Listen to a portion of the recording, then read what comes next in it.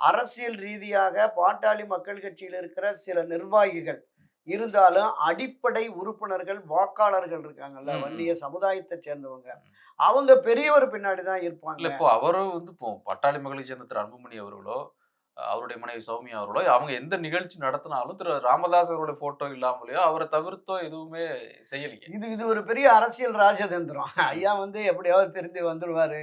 ஐயாவை இயக்குகிற ஒரு 2, 3 pair of ஆமா. ஆயிட்டாங்கன்னா, ஐயா எங்களுக்குள்ள வந்துருவாரு அப்படிங்கிற மாரி. அப்படின்னு. ஆனா ஐயாவுடைய அந்த பிடிவாத போக்கு, செயல் தலைவராக தன்னுடைய மகள் திருமதி காந்திமதி. காந்திமதியா, ஆமா, அவர்களை போட்டு கட்சியை தனித்து கொண்டு போறது அப்படிங்கிற அந்த நிலைப்பாட்டை எடுத்ததுனால, அவருமே அன்புமணி தரப்பு தான் சரண்டர் ஆகணும் அப்படிங்கிற அந்த பிடிவாதத்தில் இருக்கிறார். தந்தையா மகனா வரும்போது, நான் வளர்த்த பையன், நான் வளர்த்த கட்சியை தூக்கிட்டு போய் என்னதுன்னு சொன்னா எப்படி விடுவேன்?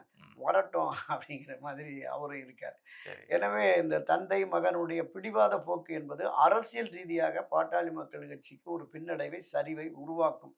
ஒருவேளை ஜனவரி மாதத்துக்குள்ள எல்லாம் சரியா வந்துரும்னு அந்த தரப்புல சொல்றாங்க. ஆனா கிட்டத்தட்ட திரு ராமதாஸே சொன்னது மாதிரி 14 பஞ்சாயத்து நடந்தது. இந்த 14 பஞ்சாயத்துலயும் அன்புமணி உடன்படல அப்படின்னாரு. அப்ப 14 பஞ்சாயத்துலயும் உடன்படலைன்னா நீங்க விட்டு கொடுத்து போகலாமே என்று சொன்ன பொழுது அவர் கோபம் அடைஞ்சிட்டாராம்.